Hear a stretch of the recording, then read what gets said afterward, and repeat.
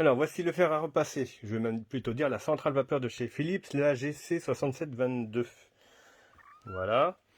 Donc, la pression max de la pompe 5,2 bar, 120 grammes de débit vapeur en continu, 300 grammes en effet pressing, donc en ponctuel.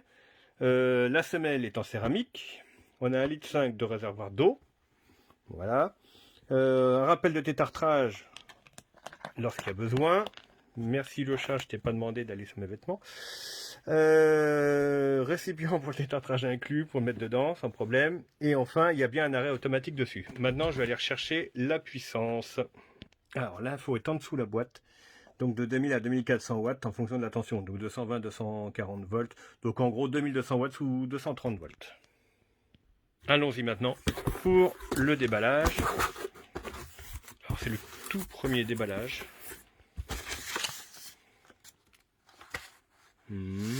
Merci d'avoir acheté. Ok. Donc voilà comment ça se présente. Donc le fameux bac pour le détartrage. C'est vrai que c'est pratique, j'avais pas pensé à ce genre de système, mais c'est pas mal. D'ailleurs, tiens, c'est marqué en bas un bip, donc qui bip, et à ce moment-là, on fait un détartrage, on appuie sur le programme anti-calcaire intelligent. Pas mal du tout ça. Alors la voici une fois en place au bout de la table à repasser. Donc ça rentre parfaitement dans l'emplacement prévu à cet effet. Parce que bon, l'avantage c'est que justement elle n'est pas très très grande. Le tuyau, ah ouais, il est très long. Hein. Ah oui, quand même. Voilà, moi ça va plus loin que la table à repasser. C'est vrai que l'autre que j'avais est quand même plus courte. Mon ancienne là. Donc déjà ça c'est un avantage. Un bon mètre 50. Donc pareil, support. Facile à poser. Donc il n'y a pas besoin de cartouche de détartrage supplémentaire. Hein, puisque le récipient de détartrage est inclus. Voilà, ici on peut ranger directement le câble électrique et le tuyau aussi du fer. Alors c'est bien, ça sort à l'arrière, enfin on va dire plutôt à l'avant pour le faire. Par contre le câble électrique qui sort au même endroit, je l'aurais plutôt vu ici moi. Bon, parce que je crois que j'ai rarement vu des prises de courant sur l'avant d'une table à repasser, sauf certaines qui ont des prises de courant en dessous, mais bon, c'est le petit moins. Bon, ça va pas changer grand chose je pense. Alors pour le remplissage de l'eau, c'est ici. Il faut prévoir par contre un petit ustensile à remplir et à verser ici, ou alors directement amener ça sous le robinet. Justement, l'avantage de ce genre de fer, c'est que la chauffe ne se fait pas sur le bac entier. Ça c'est vraiment... On peut remplir n'importe quand, même quand il n'y a plus d'eau, que le fer est encore allumé, on peut remplir, ça ne pose pas de problème. C'est vrai qu'ici, moi, c'était directement le réservoir qui montait en pression, et on était obligé d'atteindre le fer pour remplir. Et là, c'est vraiment un avantage de pouvoir mettre que... Enfin, à tout moment, on peut mettre de l'eau dedans. Et en plus, ce niveau est bien visible. Donc, pour l'allumer, bip. Voilà. Beau voyant bleu. Je vais régler la température sur coton. Puis maintenant, j'ai plus qu'à attendre que ça chauffe. Alors pour le moment, j'essaie de l'amorcer. J'ai mis de l'eau dedans. Il faut le temps que ça arrive. Ça y est. Bah, j'ai mis... Honnêtement, ça fait plus de 5 minutes que j'y suis. Il a eu beaucoup de mal à amorcer. Donc déjà, j'ai mis beaucoup plus d'eau. Donc faut pas hésiter à essayer. Puis au bout d'un moment, ça finit par s'amorcer. Donc je sais pas pourquoi, mais la pompe a eu quand même un peu de mal. Bon, maintenant c'est bon. Allez, c'est parti. Donc le voyant est fixe, ça veut dire que le fer a atteint sa température.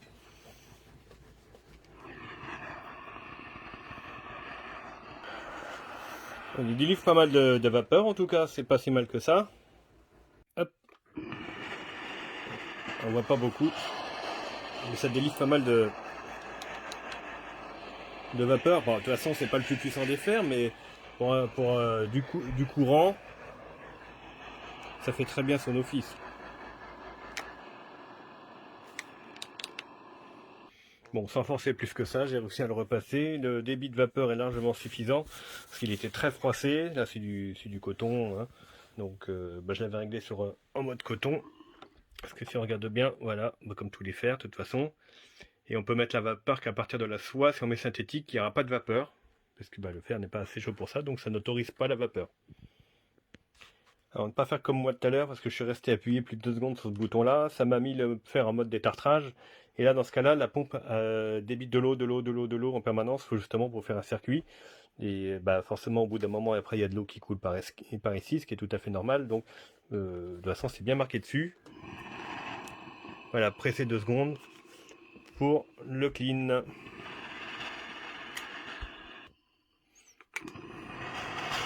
Voilà. Pendant 3 secondes, il faut appuyer 2 fois rapidement pour émettre plus de vapeur sur le moment, en fait.